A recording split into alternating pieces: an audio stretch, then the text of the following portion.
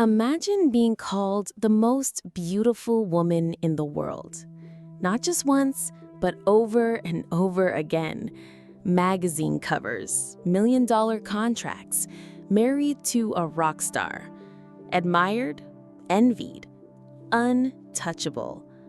Now, imagine waking up one day and realizing the same world that once worshipped you now wants you gone. Not because of a scandal, not because you did anything wrong, but simply because you turned 50. This is what happened to Paulina Porizkova.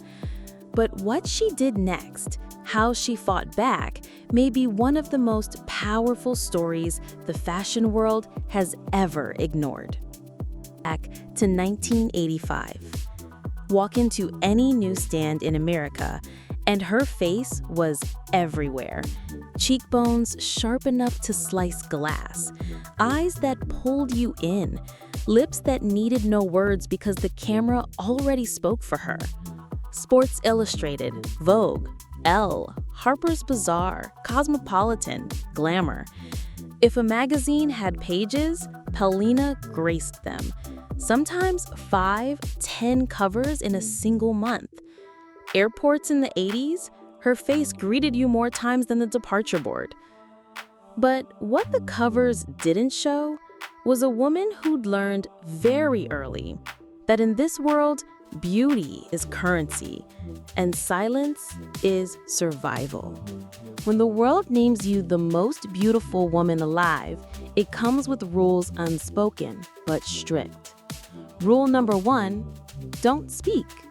You're meant to be a fantasy, a perfect image, a living painting, not a person. Paulina played that part flawlessly. American Photo magazine called her the model of the 1980s. People magazine listed her among the 50 most beautiful people not once, but twice. Harper's Bazaar placed her in their top 10 most beautiful women in the world. The accolades piled up like trophies, but she was more than just celebrated. She was commodified, beautiful enough to sell cosmetics, yet safe enough to never cause controversy. Estee Lauder paid her $6 million, the highest modeling contract of its time, simply to be their face. In the 1980s, that kind of money didn't just change your life. It rewrote your family's future. Designers worshipped her. Photographers like Irving Penn, Richard Avedon, and Patrick Demarchelier competed to shoot her. Chanel, Versace, Dior. She didn't just wear the clothes, she became the brand.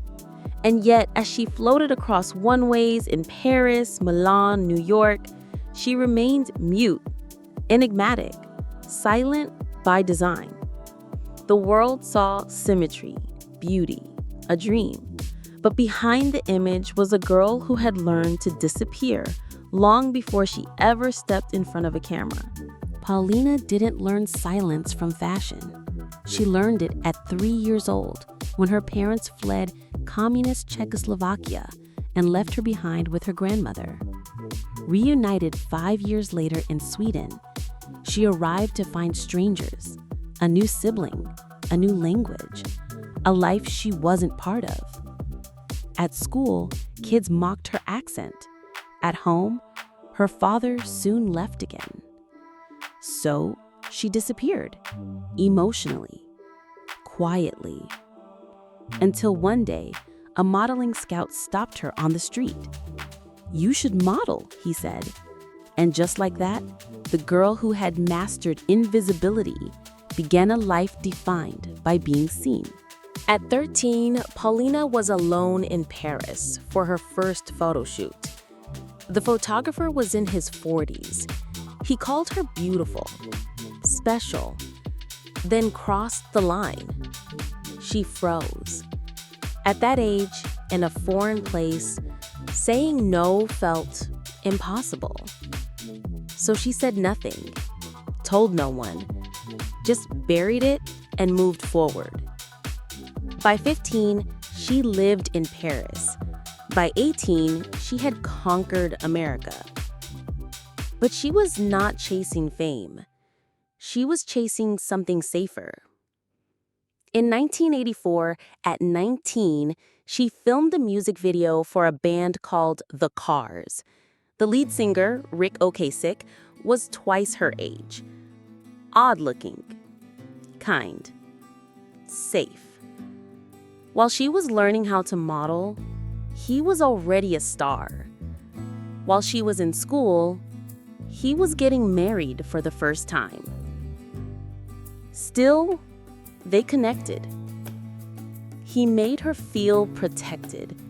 And for a girl who had known fear and abandonment, that meant everything. By 1989, at 24, she was at the top of the industry, and she chose to become his wife. They built a quiet life together. 2 sons, a New York home. She chose family over fashion, stability over spotlight. But when you trade freedom for security, there is always a cost. By 40, Paulina's career began to fade. Jobs slowed, calls stopped. She went from 5 shoots a month to barely 1. No explanations, just one cold phrase: "You are too old." She changed agents, updated headshots, tried everything. But at castings, people looked at her like a relic. Wait, didn't you used to be? By 50, the silence was complete. No bookings, no awards, no thank you. She was erased. At events, young models passed her without noticing. Photographers ignored her. One even asked if she was someone's mom. Not Paulina Porizkova, just someone. But the deepest silence came from home. Her marriage had become a shell. They lived together, but not as a couple. Separate vacations, separate rooms. By 2017, they quietly separated. At 52, she was invisible to fashion, estranged at home, and living like a ghost in her own life. Then came the day that changed everything. September 15th, 2019. A warm, quiet Sunday in New York. Paulina went about her morning coffee, scrolling Instagram, same routine as always. She and Rick still shared a home. Separated, but civil, bound by decades of history and their 2 sons. She walked to his room to check on him after surgery. His door was open. He was in bed. Still. Too still. Rick Ocasek had died in his sleep. No warning. No goodbye.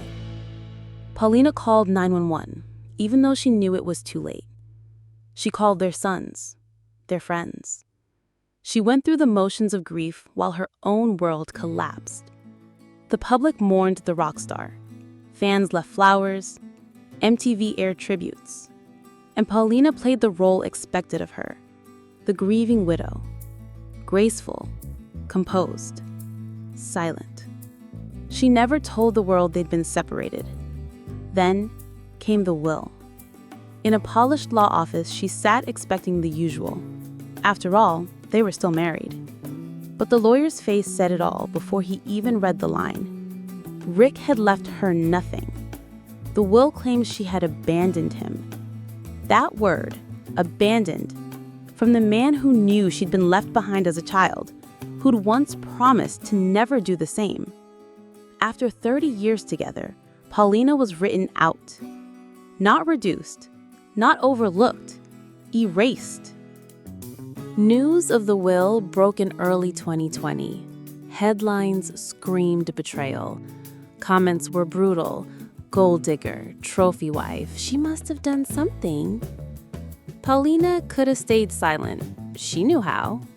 But this time, she did the unthinkable. She got loud. First came the Instagram posts, raw, unfiltered selfies. No makeup, no soft lighting, just her face at 55, lines and all. "I'm tired of pretending I'm 25, she wrote. It went viral. Not fashion viral, real world viral. Then came essays about aging, beauty, abandonment, and finally, the things she'd never dared speak about. The 13-year-old girl in Paris, the industry silence, Rick's final betrayal. She didn't stop. She posted nude photos, not retouched editorials, but iPhone selfies in her bathroom mirror. "This is 56, she captioned them. Dating apps didn't believe it was her. Hinge deactivated her account 3 times. She laughed, posted the screenshots, and called out the ageism. She named names, brands that dropped her, shared before and after images of her face in her 20s versus now, writing same person, same worth, different age. Every post chipped away at the system that once told her to disappear quietly. And the world started listening." Then something remarkable happened. In 2024, her phone rang. An actual call, not an email or DM. Sports Illustrated was planning a 60th anniversary Legends issue. Would Paulina consider posing again? It was the same magazine that had launched her in America back in 1984. She said yes. At 59, Paulina was back in a bikini. No filters, no retouching. Just her, as she was. Every wrinkle, every story, every scar. Still making history 40 years later, the caption read. But the real shock came a year later. Estee Lauder, the company that once paid her $6 million, then dropped her when she aged, came calling again. Only this time it wasn't for a token, mature beauty campaign. They wanted her as the face of the brand, period. Paulina agreed, but on her own terms. She wouldn't just pose, she would speak. About aging, about betrayal, about survival. Activist was now part of her title. At 60, Paulina shows up to events with gray roots showing no apologies. She writes op-eds, speaks at conferences, and posts whatever she wants, barefaced or glamorous. The beauty industry tried to erase her. Instead, she became the blueprint for its evolution. Today, Paulina Porizkova isn't just a model, she's a movement. Her words, once silenced, now shape conversations in boardrooms, runways, and social media feeds. She's no longer posing for someone else's vision, she's defining her own. The industry that once ignored her now champions authentic beauty and age inclusion, acting like it was their idea. But we know better. We know who posted the first raw selfies, who turned pain into purpose, who faced abandonment, betrayal, and invisibility and refused to stay quiet. Paulina wasn't just discarded, she was reborn on her own terms. Not bad for a woman they called too old, right?